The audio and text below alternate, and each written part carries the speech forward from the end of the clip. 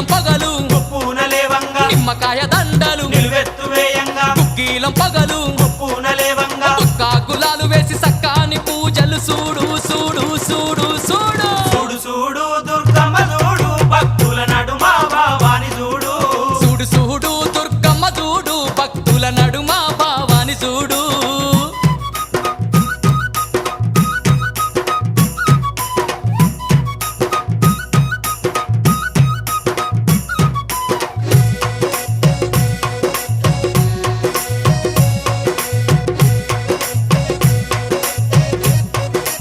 అమ్మా